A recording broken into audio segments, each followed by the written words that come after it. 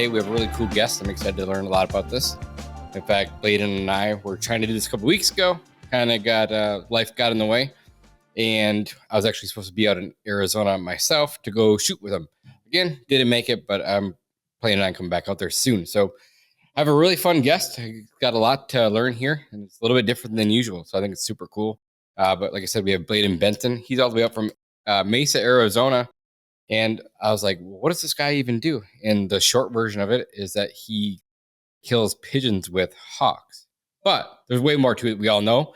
So I'm really excited to have you here. Thanks for spending time with us today, Bladen. I'm happy to be here, man. Yeah, like you said, we tried to set this up a couple weeks ago, but life gets in the way, and we got to work with it. Got to kind of keep moving forward.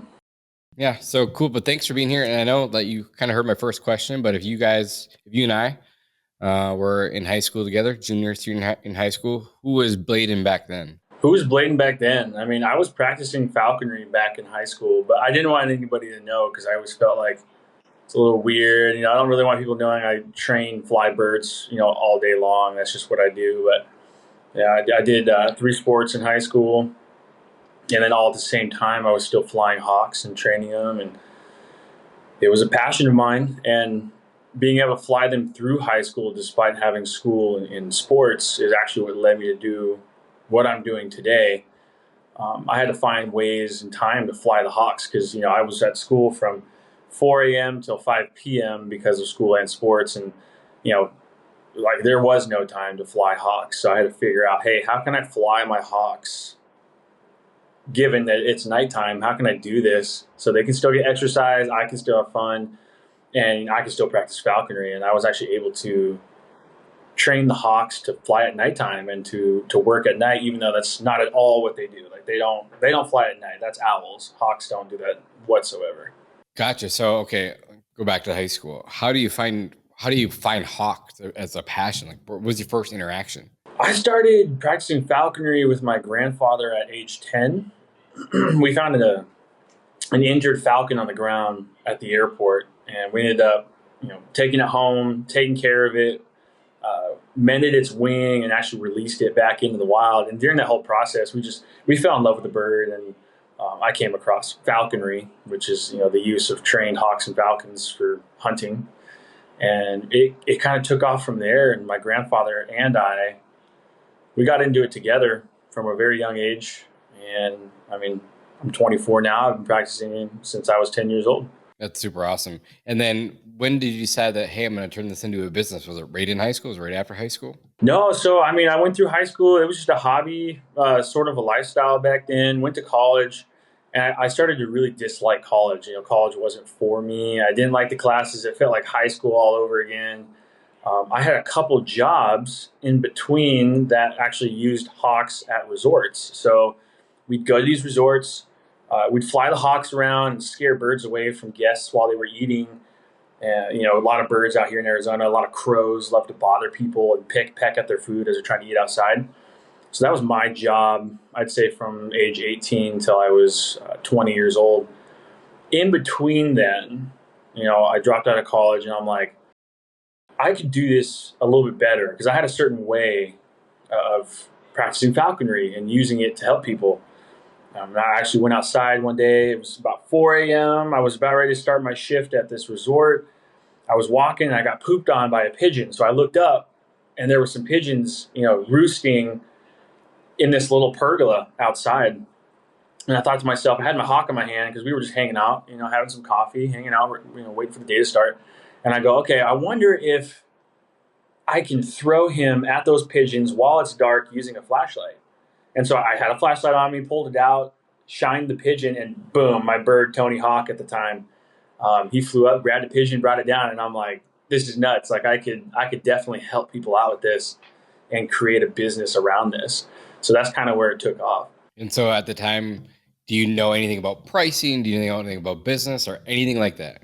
None whatsoever. So my family historically are entrepreneurs. So like my dad, my grandfather, they started their own businesses. They're in the AC business and mechanical contracting business. I grew up with adults around me being able to start their own stuff, make their own money. And I always leaned towards starting my own business. It was just something I did. I don't work well for other people. Like I don't listen. I don't want to take direction. I tend to do whatever I think is best at the time. So working for these other people, and if those other people are listening to this podcast, they're probably like, "Yep, yeah, this kid didn't listen at all. Like he was terrible to work with." So what really pushed me into it was so we were 19 years old, and I had just gotten my wife pregnant for the first time. And I was like, okay, well, I got to step up the game. I'm about to have my first kid. What can I do? And my wife was really the one that was like, hey, you should start your own business because you're so good at this. You should do it. You should be the one to control what you do and how you do it. And so all credit to her. But smart lady. Yeah, I didn't know a single thing, man. I jumped into it. I mean, we started at $40 an hour, just going out there back in 2020 when COVID hit. And now we're $100 an hour, and we have so much more going on now. I mean, from our customers just 3 years ago till now, they're like, whoa, huge change. You guys are so much more organized. You guys actually have a pattern for what you do. We're still getting there. We're still learning. That's really cool. So do you guys have like a subscription model or like a reoccurring model where you go back to these same places, or is it something new every single day? What does that look like? I'd say it's a subscription model. So, we'll sign up customers, for 6-month long contract. That's our minimum, right? Like we want to be able to do as much work as we can in those 6 months, get rid of pigeons, actually make a difference on these properties. After that 6 months, it's a subscription model. So each month we come out, customer pays us, we do the work, and then, obviously they can cancel, whenever they feel like they need to. Most of our customers just keep us on because we keep it low cost. We can keep it low cost, and the peace of mind people get having us out there, just controlling their original issue is what they're out there for. Right on. So how many birds do you currently have? So we only have 7 full-time hawks in the company right now. So each individual hawk is working between 8 to 13 hours a day. Right now, because it is summer in Arizona and it's already 105 out, most of the birds aren't working. It's too hot. They're going through a process called molting. So we put them away. It's a very stressful process where they lose all their feathers, and we want to make sure they get fattened up, kind of have a vacation for the summer. Once September and October starts to roll around, we'll pull them back out, and then we'll start using them again for most of our clients. That's wild. I'm assuming you name them all. And how much do you pay for a bird? They're not that expensive, man. So I buy all my own birds. They're all captive bred Harris hawks is what we use. They go about $500 to $600 a pop, depending on who you're getting them from. They're not very expensive because everyone breeds them. Like they're all over the U.S. Like you can't step a foot outside without being like, oh, there's a dude down the street that breeds Harris hawks. Like, okay.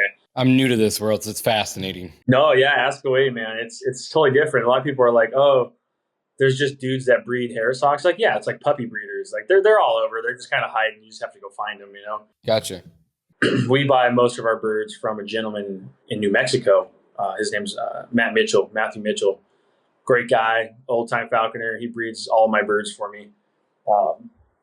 But where the money can come in for selling birds is the training we do with them after about 2 years. So yeah, that was my next question. Yeah, I buy a $500 Harris hawk. I can sell it for $1,500 to $2,000. Now, most people would be like, that's crazy. Like, I would never buy a bird for that much. It's like, well, our birds can work resorts. They handle children really well. They work with dogs. They can fly out of moving vehicles. They fly at nighttime. They can hunt like a normal falconry bird if you want them to. And, I mean, you could throw them like footballs and hug them and kiss them all day. And so it's like that training we put into them is where that money is coming from. Like, we put in the work. We risk the lives of those birds to get to where we're at. Lots of questions here. Do you have like a special cage that's inside the house, or do they stay outside of a garage, or like are they pets, or what are they? I wouldn't call them pets. A lot of people are like, oh, that's your buddy, that's your pet. It's like, no, if you want a hawk, that hawk has to hunt just about every day. It has to be flown. If you treat it like a pet, they will hurt you. I mean, they've got talons on them. They're still wild animals despite being born in captivity. They're very wild. So if you haven't heard about Gorilla Desk yet, it's a super sick software. It's actually made by one of my really close friends, Chris Mareshi. So Chris built Gorilla Desk to help streamline his own personal business over 10 years ago. But now Gorilla Desk is used by over 4,000 companies. And today it's become one of the most premier platforms in our industry. So what's really unique about Gorilla Desk is that it's a simple all-in-one solution that's really easy for your team to use. Gorilla Desk offers a seamless onboard experience and best-in-class support with no additional cost. It's all included in your subscription. Inside the software, you'll find a whole suite of features: scheduling, invoicing, routing, and sales pipelines, integrated VoIP, text messaging, and pretty much all the automation you're going to need, and much, much more. So if you guys are still relying on paper or spreadsheets or fighting with an old software, I highly recommend that you guys check out Gorilla Desk. So we have a link in our description. Click on that and it'll take you right to their free trial. Now let's get back to the show. And you want to keep them wild, obviously. You want to keep them tamed, but you kind of want them in the back of their head to know, like, hey, this guy could potentially eat me. So you kind of want that fear because they have that respect for you at that point. They stay outside. We want them to stay outside. Here in Arizona, if you keep a bird inside in the AC and then you throw them outside, I mean, the temperature difference from going inside to out, especially in the summertime, will kill them. So we keep them outside year round. We don't call what they stay in cages because that sounds like, oh, we're keeping them in this tight, confined space. We actually have a lot of rules and regulations given to us by the Game and Fish or DNR. So we have to keep our birds in what we call weathering yards or built enclosed structures outside that can keep the birds safe, still allow for sunshine and light and weather, but keeps them out of the rain and potentially the heat and cold, depending on where you're living. So we have quite a few big structures outside. Birds stay in, they fly free in there, and then when they're ready to work, we go get them, pull them out. And I'm assuming it's kind of like a pet, though. Like, each one's name just by looking at them? Yeah, we got Tony Hawk. We have Luca. We've got Ahsoka. We've got, what's his name? We call him Mr. Glass because he breaks bones a lot. We have Diego. We have Romeo. So we have a whole bunch of birds on the team. That's cool. And do you feed them outside of them hunting, or is that they tend to kill themselves? We feed them what they catch. Now, in the summertime, when they're not catching anything because it's too hot, we either have a big store of food cached away in the freezer. If that starts to run low, we will go out and shoot collared dove or pigeons for them to kind of supplement that diet. All of our Harris hawks, they eat birds. So they eat what they catch, which is kind of an unnatural diet for Harris hawks in Arizona. Most of the time, they're eating mice and rabbits in the wild, but we switch that around and we give them birds. Cool. Lots of questions again. You mentioned something about throwing the hawks out of a window of a car. Tell me about that. Funny enough, we have a latest YouTube video up on our YouTube, Desert Kings Falconry. And in that video, you'll see me grab the bird like this, and I'll throw him through the window of our truck that's moving down the street. So a lot of contracts hire us. They're big HOA contracts. And they go, hey, we have a ton of starlings and we have a ton of pigeons that are just like, they're wreaking havoc through our neighborhood. How can you guys take care of this issue? So we call it car hawking. Well, we'll drive down the streets of these neighborhoods. We'll throw the hawk out of the car while we're going, 25, 30 miles an hour.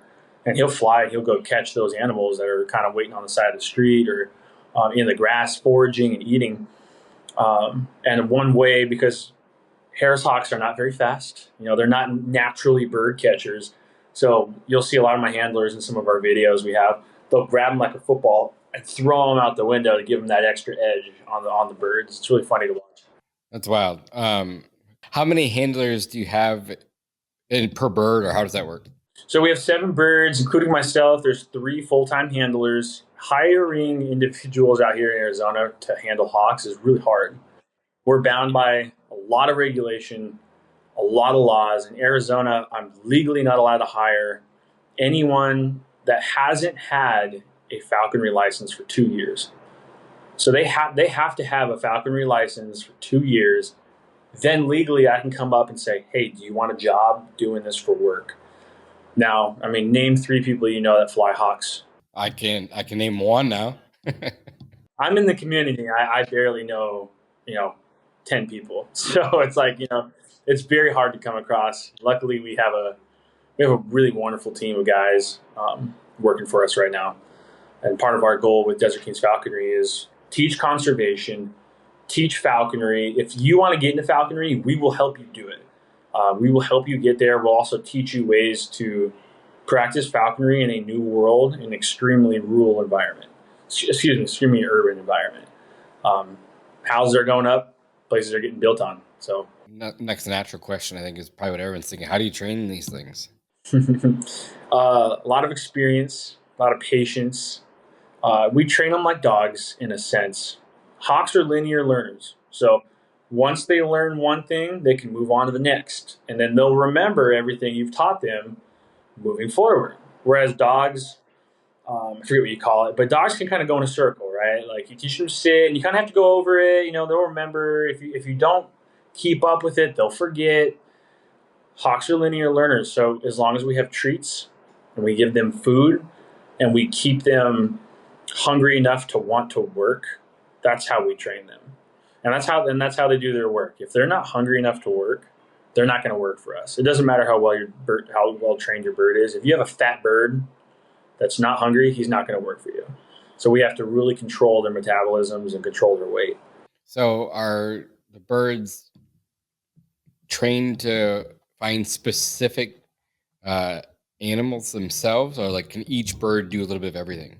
Each bird can do a little bit of everything. Some of the birds in our company are a little bit better than others. That's just, they have their own personalities. That's just how it goes. The birds will go after anything. And I don't understand how they know what to go after. Yeah, right. Like it is a little hard, but a lot of it actually comes down to the handler. So I consider it like a symbiotic relationship with the hawk and the falconer or the handler. If the handler doesn't know what they're doing, that bird and the chemistry with that bird is going to be so far off. So a lot of what the bird responds to is actually body language and how you hold yourself. So the way I position my body, the way I position my hand, if the bird's on my hand, is going to affect the outcome of the kill of that bird. I trained all the birds in our company. Like I start off training them and then I hand them off to our handlers to kind of smooth those edges, round the edges off and kind of keep that flow going. Now, let's just say one of my handlers is going on vacation or he has a sick day and I have to fly that hawk and keep that hawk going. That chemistry with me and that bird is so off. Like, I don't know, like the bird doesn't understand my body language. He's not used to mine. So that definitely has a huge effect on, say, what kind of animal we're going after and how we're doing it. He'll go after anything, but if I'm like, hey, there's a pigeon, but all around it are doves, and I only want him to go for that pigeon, there's a certain way I can position myself to target that one singular pigeon. And that bird knows that. That bird knows exactly what I'm trying to do. Unreal. So it's a big relationship we have with these animals. So again, I go back to the whole throwing the bird out the window. Like, how does it know what it's going after? Do you point this thing out? Like, I know you said you shine a flashlight on the one bird, but like when you throw this thing out of the window and you're driving 30, 40 miles an hour, like you said, how does it know what it's going after at that point? I'll dial you back a little bit. There's two forms of removal that we do. There's car hawking and there's night hawking. Okay. Most of our work with these hawks is actually at nighttime. Now that's, anywhere between 8 p.m. till 3 a.m. is when my guys are out there with the hawks. They're trained to follow a flashlight because they can't see at nighttime. They're like you and me. They're blind at night. They can't really see. So we train them to follow a spotlight. Now, obviously, that's easy. I can find what I want him to go for, spotlight that animal. He'll go after it, okay? Now, during the daytime, it's a little different, during the car hawking. So you're right. We're going pretty fast. We got a lot of stuff going on, a lot of things happening. We got trash cans going by us, cars driving by. They got the windshield in front of them and anything in the truck. There is a specific technique, and it's kind of hard to explain when you're car hawking. There's a way you hold the bird to look out your front windshield, but then as you approach the animal you want them to go for, you kind of have to lean them out the car window because otherwise they're just going to fly through the windshield and they're going to hit the windshield and, they're not going to get anything. So you have to maneuver them just enough outside the car door or the car window, for them to fly and take off and go after the animal you're looking for. When you have a new bird and you're trying to do this, it's almost impossible. It's like impossible at first because they have no idea what's happening. You're going so fast. There's so much happening. Like we even with our birds that know what they're doing, we make mistakes. Like we were out car hawking 3 weeks ago, and one of my guys threw a hawk out the window and it hit the rear view mirror. He just slammed it in the mirror, and the bird was like, "Dude, what the heck was that?" And we're just like, "Dude, sorry. Like, like we didn't mean to do that." The bird was fine, but there's a lot happening in those moments, and there's a skill to it. There really is. I mean, who taught you how to throw a hawk out the window, or is it just something that you learned? It's definitely not my idea. It's not my idea. I've definitely seen it before, but no one taught me it. There's not a lot of people out there posting car hawking because in some states, car hawking is illegal. You're not supposed to be hunting from a vehicle using a hawk or a falcon. It's different for us in Arizona. We have different laws, different regulations, but we're also doing it for work. So we're not the ones we're not hunting. We're doing pest control. So there are different laws when it comes to that. It all happened. So we also use in our company, we use air rifles. So it's not just hawks. Mainly it is hawks, but there's times when the hawks don't want to work. There's times where it's too dangerous to use the hawks. So we actually do use air rifles to shoot pigeons and other birds. A couple of years ago, I learned Tony Hawk was sitting up front with me. He just likes to hang out up front with me. And I saw a pigeon, and I took my gun out. I shot it. Pigeon dropped off the pole, and he flew from my front seat out the window, and he grabbed the pigeon for me and held it down.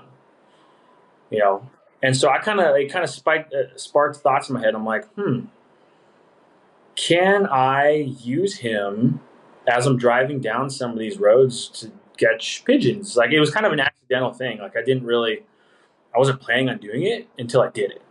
And then I went out, boom, right away. He didn't catch anything, but he was flying out the window. He was grabbing birds. He was pulling feathers off of them. I was super excited. And I'm like, okay, this is my new thing now. This is what I like to do. I still do it now because I have 4 kids, a wife. I'm busy. So I like to get all the kids in the car sometimes with the wife. Kids are sleeping, and we'll go car hawk, catch some game.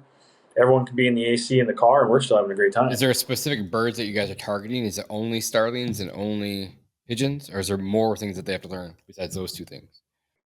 We're only targeting invasive species, so that consists of pigeons, collared doves, and starlings here in Arizona, at least, and sparrows if we get the opportunity. European house sparrows. You got to make that clear because a lot of people are like, "Oh, you're just hunting birds out of the car." It's like, no, we're hunting invasive species. There are a lot of laws, especially Arizona, with what kind of birds you can hunt, with what method, in what area. So we're very conscious of that, and we're very careful with it as well. Now, we do work properties that have crow problems or grackle problems, is what we call them out here. And those are a protected species, but they're under a depredation order. And a depredation order is basically like, hey, this protected species that is a native to this area, there are too many of them and they're actually causing health issues. So we're going to give you guys some leeway. And as long as you guys are following the law, you guys can get rid of them, can catch them, you guys can remove them. So we do a lot of contracts like for resorts or for restaurants using hawks on grackle. So are grackles bigger than the hawk itself? No. So most of the stuff we're going after, the prey is much smaller than the hawk. We do work golf courses with the hawks. So out here in Arizona, a lot of golfing. It's a great area to do it. Got a lot of elderly folk out here trying to hit golf balls and having a great time. Well, golf courses bring geese and they bring ducks. And so we'll actually go out on these golf courses and we'll fly the hawks across the lakes and scare the ducks off. And we have a couple birds that have, in the past grabbed geese. You're talking about a 2-pound hawk grabbing, an 8-pound goose. Yeah, that's a big weight difference there. And you have to be careful because they can get very hurt. But, it's happened. It's fun to watch, and, we have a good time doing it. Yeah, so you said that the birds are typically working like 8 to 10 hours a day, right? That you said? Yeah, correct. Yeah. How many birds can your bird catch in those 8 to 12 hours? The company record is 22 birds in 2 hours. Wow. Now, we've had a bird do over 30 birds, but he did that over a 12-hour period. So, I mean, that's a long span of time.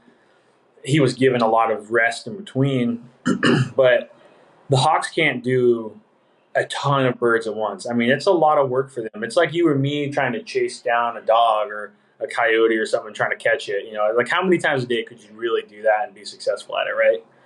So they can't do as much as most people think, but we do it every day. So, I mean, 5 birds every day for a whole month, it starts to add up, especially for a lot of our customers. And that's just how we do it. You know, we overhunt areas of the hawks. I love that. And how long do these birds typically live? In captivity, you can have birds live 30 to 40 years. And they're still good? Like they're still... Oh, yeah. So, I mean, we recently, I'd say in the last 5 years, had a bird die. His name was Cowboy. And he was 46.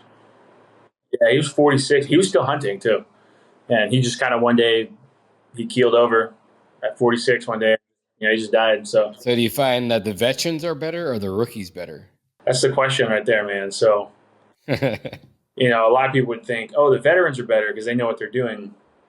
Well, the veterans are better at maneuvers, but they've also learned to pick and choose which animals to go after. So if you have a rookie, for example, or a young bird that's, you know, within 1 to 3 years of age, they'll go for anything and everything with as much enthusiasm as, you know, you could imagine. One of our birds right now does that. His name's Luca. He's an absolute psychopath of a bird. I mean, that bird, he kills for fun, and he'll kill even when he's not hungry. It's kind of crazy to watch. It's actually a little disturbing. You're like, all right, dude, like, time to chill. He's like, no, keep going. Keep fighting. You're like, oh, relax, man. So the older the bird gets, the smarter they get, and the more experience they get. So we'll have older birds take less slips or less attempts at an animal because they know in their mind, they're like, yeah, I'm probably not going to catch that, so I'm not even going to go for it. Which, as a handler or a falconer, it gets a little annoying because you're like, hey, just go for it. Like, you never know if, you know. So when they do go for stuff, the veterans, they are much better at catching it.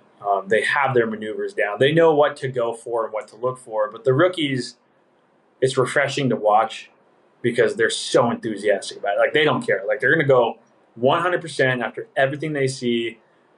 Whether it's a mile away or it's right next to them, they're going to go for it. Well, that's another great question. Like, yeah, what is the flight pattern of these things? They literally go 5 miles away? We've had some birds, so we do a lot of work in the city. So Phoenix, Arizona, we got some tall buildings, man. We got a lot out here. We've definitely lost birds in the city before, and I've spent hours trying to find them. Yeah, how do you find them? Do you have collars on them? We have tracking devices on them. So they actually wear backpacks, you know, like little school backpacks, and we clip on we clip tracking devices onto them so we can find them. But generally speaking, the birds we use, they don't fly off too far. What they tend to do is they'll fly off, you know, give or take 50 to 100 yards away, and they'll catch something, and then they'll drag it underneath a bush. And then you can't find them. You're like, okay, well, try finding a bird this big in Phoenix, Arizona, hiding under a bush. Like, good luck. You know, so this, you know, we get good at it. We definitely get good at it. We've lost every bird in the company multiple times. Yeah, so do you just go back to your GPS and just go start tracking them down? Yeah, I mean, you'll track them down. Or do you have like a certain, like a whistle or a call that they come back to? Or how do they find you? Yeah, some of the birds come back to our voices. They come back to verbal commands. They'll come back to a whistle. We have little toys for them, you know, like dog toys that they really like, and you'll throw those out. We call them lures. So you'll throw it out, and the bird's like, ooh, that's fun, and he'll come down to it. Sometimes what happens, and this is the worst, all the guys in the company know what this feels like, but when you throw a bird up after a pigeon, the hawk catches the pigeon and then sits on, you know, a 3 or 4 story tall building with the pigeon, and they're not coming down. At that point, you don't even try. You just pack your stuff up. You go home. You come back out 5 in the morning, and the bird's still there. He's fat as can be. He just ate that entire bird, and now comes the 5 to 8 hours of waiting for that bird to come back down to you. So there's a lot of patience involved. A lot of people believe there's a big misconception that our hawks come back to us with their food. That's what I was thinking. No, that's not at all true. Nope. They're very protective. They do not want to share their food with you, despite even if you raise them from, baby, they don't care. They're not sharing it with you. So every opportunity we get to throw them at an animal, we have to make sure we can retrieve that bird if it goes after that species. So we have to be very careful sometimes with in what environment we're using the hawks, and like if that hawk's going to fall in someone's backyard with a pigeon, we're not doing it. Like it's just, we don't know if there's a dog back there. We don't know if the homeowner has a gun. And if we go in their backyard to get the bird, like it's just not going to happen. So. Yeah, wow. No, it brings up me thinking and my brain's just running all over the place, but this is wild to me. So has your bird ever gone after the wrong bird? Oh yeah. It happens all the time. So give me an example. So for example, a lot of our golf course contracts, we don't actually want to catch anything. We just want to harass the ducks. We want to harass the geese, but we don't want to catch them. That's a lot of work. It's actually kind of dangerous because a lot of times the geese can kill our birds. They're strong enough to kill our birds. The ducks can drown our birds. If you catch a duck with a hawk, the first reaction of the duck is to just dive in the water, and they'll pull the hawk underneath with it. So most of the time, these golf courses, we're just scaring off animals. We don't want to catch them, but it happens. We just posted a video, I think yesterday, and one of our workers, he was at one of our golf courses, and he was just flying the hawk across the lake, and the bird actually went in the water and caught a duck and pulled it out. Like it happens. Like that's abatement for you. That's what we do. Excuse me. And you have to always keep that in the back of your head. These birds that we're working with, they're wild. They do not care about your feelings or what you're trying to think or say or do. They see something they want and they go, I want to kill that and I want to eat it. So every day we're risking the lives of our birds, and potentially they're going to catch something. That's just what happens. Have you ever caught anyone's pet bird? No. Yeah, I would. Yeah, I'm waiting for that day to happen. We've had birds at resorts take sandwiches out of people's hands because they think the sandwich is like something they want. Those people they've been really kind about it. And actually they were like, this just made my day. Like I didn't think a hawk was going to walk up to me and take a sandwich out of my hand. But no, we've never had a bird go after a pet bird. We've never had them go after someone's dog or cat. They do really well. Like they're really well mannered. They really are, because we work with them all day, every day. We're working with these animals. Have you ever had a fatality with one of your birds on the job? Oh yeah. We've lost 6 birds in the last 5 years of doing this. You lose some to heat. They get overstressed and they die of heat exhaustion. You get birds. We've had birds hit windows. We've had birds get hit by cars. We've had birds. We haven't had a bird die like this, but a couple weeks ago, one of our birds attacked a goose, and that goose hit him hard enough in the head, it knocked him out. That could kill a bird if it hit him hard enough. We've had dogs. Yeah, we've had dogs get our birds. So, a lot of our videos, especially on Instagram, you'll get a lot of people who see our videos and they're like, oh, you guys are idiots. You guys are flying your hawks across the street. You guys are flying them in neighborhoods. It's like, yeah, we do. We knowingly do what we do, knowing that those hawks are going to be in danger. Like that's life. Like the hawks do it knowing that they could potentially die.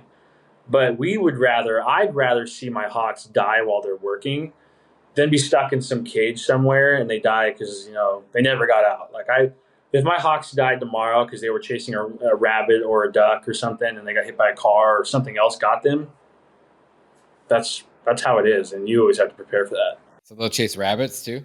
Oh, our hawks have caught well over 23 different species of game in Arizona. They catch rabbits, they catch quail, they catch ducks, coots, geese, mourning dove, collared dove. We try to stay away from mice and rats. They can actually bite the toes off of our birds. It's like we had a bird catch a squirrel. On the job, and it actually almost bit his toe off. And it was kind of scary, but he ended up being okay. Anything you can think of, anything you've seen, like snakes, lizards, our hawks our hawks have caught it. So they catch herons sometimes. And Are you purposely trying to like get a lizard or anything like that, or is it just by accident? most of those catches for all those, especially species that are native species to Arizona, those are all they're accidental catches. You let the bird go after a pigeon, and then you didn't even see Get sidetracked. Yeah, it's next to a lake. You didn't see the egret sitting there, and the bird will go after the egret. And we had that happen a couple months ago. The egret ended up being fine. We just let it go, but it was still cool to watch. I mean, those things are huge, and your bird just tackles it. You're like, oh my god, like what is this? And you walk up, and it's one of those cool moments where you're like, heck yeah, that's cool. I'll put that one down in the books for sure. But for sure. So how did YouTube start? Our Instagram started first. My wife actually helped me out with that one. She was like, hey, you need to start posting cool reels and videos of your hawks because people would love that. And not a day later, she said that. She helped me post a cool reel, and we gained, I think, 12,000 followers in 3 hours. And then after that, I was just like, whoa, I just got so much business from this. Like, let's keep doing it. So over the course of the next 3 years, we've gained 295,000 followers. So like our social media is the biggest in the world from what I've seen. It's huge. And then we hired a gentleman, a handler. He handles our hawks and stuff. His name's Jason. He went to college for social media marketing. So he's like, hey, dude. He's like, we should start a YouTube.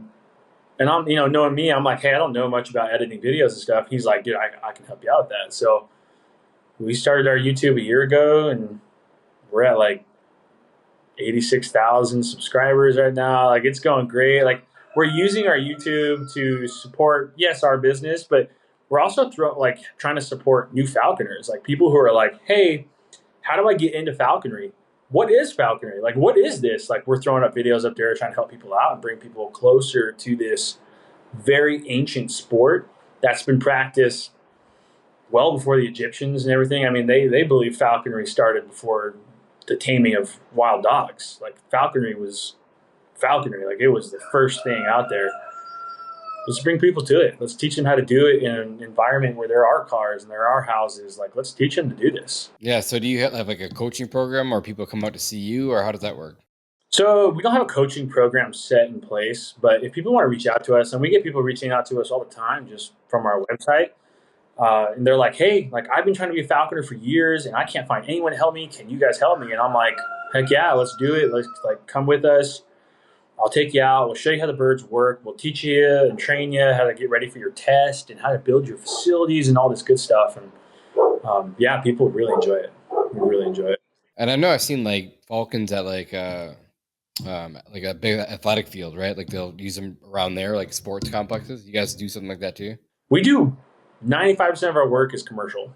So if you come to Arizona and you go to Phoenix, you go to Scottsdale. I'm coming to Arizona. Yeah. Oh yeah. You need to, man. You got to come out with us, and you got to fly our hawk. It's fun. Sweet. I was hoping to do that with you a couple weeks ago, but I know. I'll be out there. So what's been some of the craziest jobs that you've had that you can remember? I can't say the name because I'm not supposed to, but we work a very big, very large sporting stadium here in Arizona, and we are inside the stadium chasing out pigeons, flying them from the top of the stadium. It's so much fun. I have dudes way up high and hawks way down low. And we're just flying hawks all around and catching all kinds of crazy stuff in there. We've done skyscrapers. We still do some of the tallest buildings in Phoenix currently right now. Like, I have a falconer just on top of the building flying hawks around, chasing off pigeons. We work most of the major hospitals in Arizona. So, like, we're on top of these large structures helping out these huge hospitals that have had decades of pigeons living underneath all of their AC work. It's nasty up underneath there. We worked, I think one of the coolest and funnest jobs we've worked, and it wasn't anything crazy. It was in the town of Superior, Arizona. And it was an old, I think it was 110 years old. It was a building built back in the 1800s that was still in the town.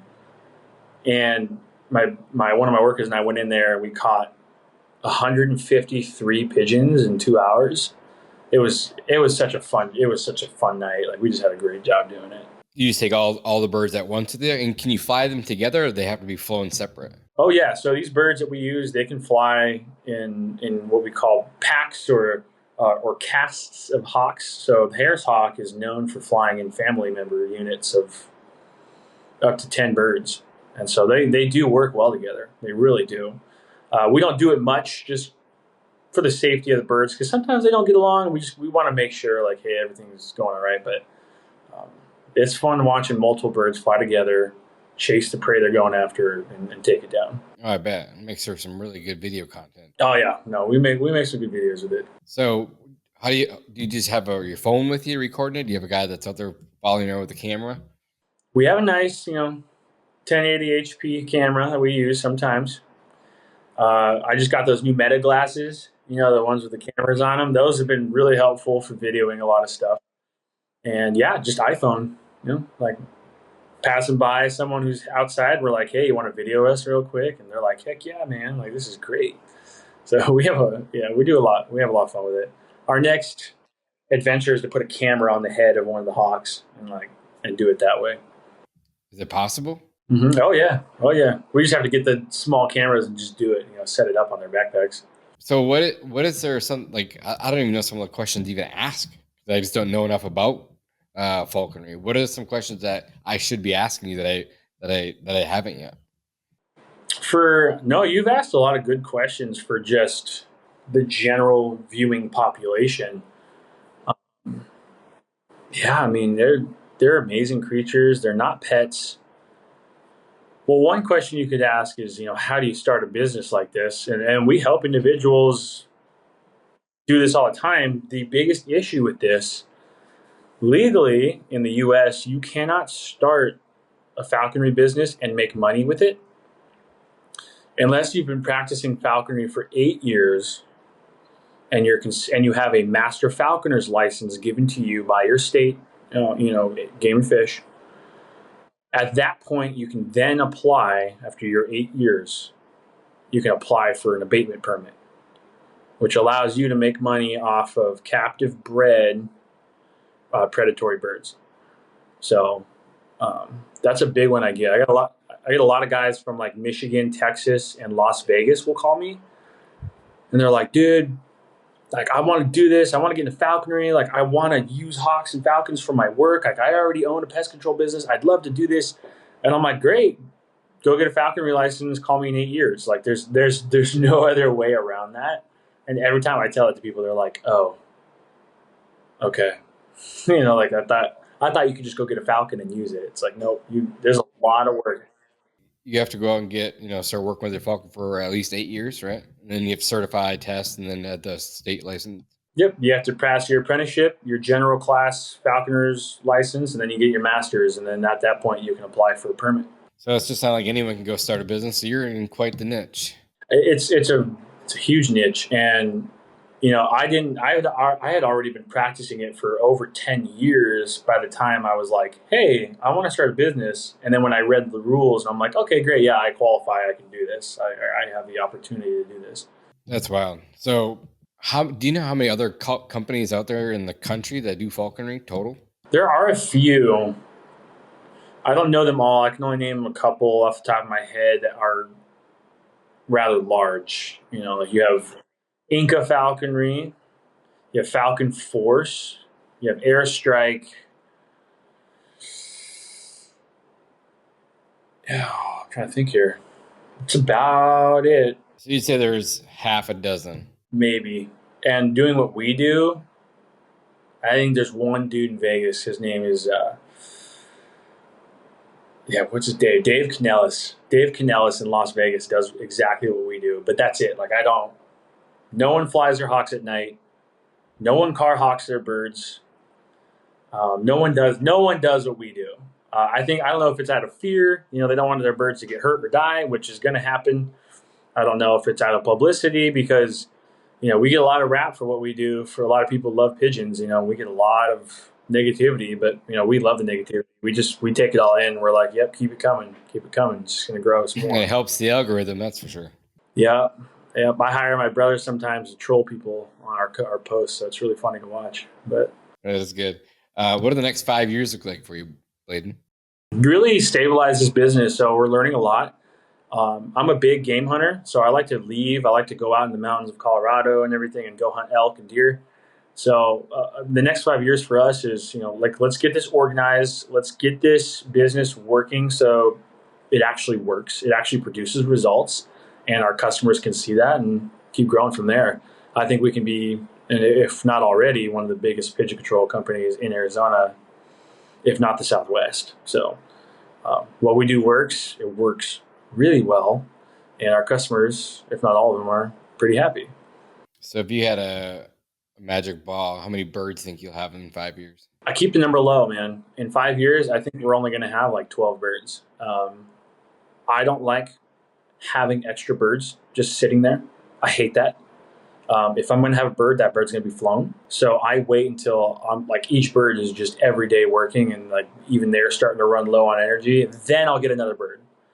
I don't like having extra birds just laying around. So if we can keep the number of birds low, that's opportune for me, because there's a lot of falconers out there that run companies like I do, and they've got 35, 40 birds, and they only use 10 of them. Like that to me, I'm not about that. Like, I'm not going to do that. So yeah. So when you put them away for the night, are they separate? I know they're not cages, but are they separate or are they together? they're separated. Yeah. Some, you never know. Will they fight?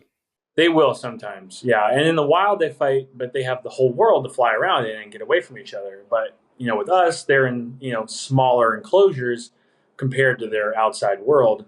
So the last thing you want is for birds to be attacking each other while they're just, they're 10 feet away. You just don't want that. It's not worth the risk. So they all each have their own area. They're all, tied down to their perch during hunting seasons. In the summertime, they're what we call free lofting. So they're flying free in the cages, growing out new feathers, looking real good for the next season. And we go from there. Yeah. And obviously they don't fly every day of the year, but how many days a week do they typically fly? Are they flying 5 days a week in the busy season? Yeah, I'd say 5. Yeah, 5 days a week. From October till May, they're flying 5 days a week. And then during the summer, you're just using your pellet guns? Yeah, we don't call them pellet guns, because you can go to Walmart, you get a pellet gun, and that thing ain't going to hit. It's hit nothing. We use pneumatic air rifles. They're really expensive. They're like the top of the line stuff. We use those to supplement for the hawks. My guys would be out of work in the summertime if all the birds were put away. So how can I create a company that is going to maintain work for my 4 full-time employees that I've got right now, keep their families fed, keep them fed, and then not have to be like, hey, in May, you guys all have to go find another job and then come back in October. Like, I'm not going to do that. So we supplement with the air rifles legally, of course, in Arizona, and we use those until the hawks come back. Do you do any other type of bird work, or is this the only 2 things you typically do? Using hawks and air rifles is the only thing that works. I mean, in my opinion. People like to net off stuff, and that only works first if you put it upright. A lot of people don't put it upright. They leave holes, they leave gaps. If you have a gap that's 2 inches like that, a pigeon will squeeze through it. But if you're going to net an area off, you have to net off quite literally the whole building. And then at that point, it just looks ugly. And you're starting to get into the $500,000 to $1 million, cost to set that up. Spikes don't work. We catch pigeons off of spikes with the hawks. We think it's hilarious. Noisemakers don't work. Poisons only work for a short time, and then they kind of stop. And then at that point too, you have dead pigeons everywhere that are, if something eats it, now that thing's gonna get poisoned.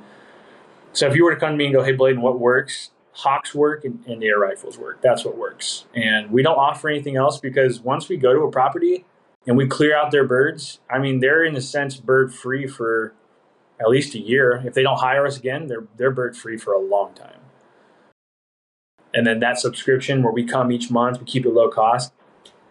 We have properties we've had now for almost 5 years, and they're just like, yeah, we're going to keep you guys on forever because you've cleared our entire 600 home HOA at a third the cost of normal pest control. So all summer long, you guys just walk around with air rifles and shoot pigeons? That's pretty awesome. Yeah. I mean, we have marked. We do it really safely now. We kind of learned some lessons along the way, but well, I need to ask now because you laughed a little bit. Everyone's been safe. We've never had anyone get hurt, but I have. When I started this business, it was just me working it. As a small business owner, you kind of start doing all the work yourself. I've definitely been out, with hawks, catching stuff and using air rifles, and I've had police called on me, and the police officers are like, "Dude, what the hell are you doing?" And then they find out, they're like, "Oh, that's pretty sweet," but you run into some. When someone calls the police and they say there's a dude with a gun running around the neighborhood, for sure. Yeah, it gets a bad rap. So now we have all the guys in company marked vehicles. We have LED lights, like flashing on them. They look like a construction worker running around. They're in vests and everything. We alert local PD and let them know what's going on. Yeah, we have a whole system for it now, and we do it safely. And that's also another thing we try to do is we try to teach people, especially this day and age in the 21st century where everyone's scared of guns. One of our goals is to let people know, hey, there's a safe way to do this, to do it properly, to do it safely, and just like show people, hey, guns are not all evil like you think they are. They can be used in a way that's actually beneficial for the environment and beneficial for clients. So that's another one of our goals. That's really cool. Do you think you'll be in other states at some point? Oh, yeah. I mean, we're already reaching out. We have multiple contracts right now that are like in the works in California, Las Vegas, and we have one in New York, and we have a couple with Boeing in Texas. Yeah, so they're all in the works. They're quite expensive. We'll do it, but it's like, hey, man, you're paying for everything. So it's going to be pretty exciting to see, like, in the next couple of years what those contracts want to do. But, Palm Springs, yeah, we're going to get out there. We'll start a subdivision in Texas, and we're going to move to Florida, getting rid of iguanas for people out there, too. So that'll be fun, too. Yeah. You'll see our hawks catching iguanas, taking off of them. It'll be fun. Have you done that yet? Not yet. We want to experiment. We kind of want to go this summer and take some of our bigger hawks and go see if they can catch some iguanas and bring them down for us. That'd be sweet. I've seen a lot of that on YouTube, but not the birds. That'd be dope. That'd be really, really cool to see. People would love to see that, man. Hawks chasing iguanas on the beach. Yeah, that'd be great. It'd be freaking awesome. It'd be pretty Your YouTube's fun. gonna blow up. Yeah, our YouTube's already blown up. So if we can find new and better ways to do stuff, like I like poking fun. I like kind of making people mad in a sense where like we do things that no one else does. Most falconers in the world do not car hawk. They do not hunt at night. They don't do half the stuff we do. And I like doing that because it kind of, it challenges the status quo, and so we're a little bit different, and we start to creep in and people are like, yo, what are these guys doing? This is crazy. This is wild stuff. And so, I mean, that's why people love our content is because no one else is doing it. There's maybe one other guy doing it, like maybe. So that's super awesome. Well, I'm going to end the podcast. I said I'd keep you about an hour. And I always ended the same question. You've done a lot of work in the last, since 2020, put a lot of heart and soul into this thing. But what are you most proud of? What am I most proud of? I'm most proud of my wife and my kids. I mean, they're the only reason I started this business. Without them, I'd probably just still be working weird jobs, trying to listen to people tell me what to do. So I'm most proud of my family. They push me to do better and to keep growing this business. It's the only reason I'm growing the business is for them. Yeah, that's super awesome. I figured you'd say that because that's the kind of guy you are. But yeah, it's super cool. Dude, I'm super excited to meet you in person. I can't wait to come out to Mesa and check this thing out and do some footage with you. It's going to be fun. Come on out, man. We'll take you car hawking. We'll take you night hawking. We'll let you meet the birds. Yeah, I'll give you the whole rundown. Cool. Well, I appreciate you being here, and I look forward to seeing you the next few weeks then. Yes, sir. Thank you for having me on. Yeah, thank you. See ya. Take care, bud. Hey guys, thanks for listening to another episode of Pest Control Millionaire. We don't charge any money for the show, obviously, but the podcast isn't free. You can pay for the podcast by sharing it with your friends and your family. So please like and subscribe and give us a 5-star review on your favorite podcast app. These things make a huge difference for us. If you have any specific questions you want answered about the business or your life by me or my guests, send an email to info@pestcontrolmillionaire.com. And if you want to get in touch with me about any personal business coaching, check out our website at www.pestcontrolmillionaire.com. Thanks again for listening, and I'll see you guys again on the next one.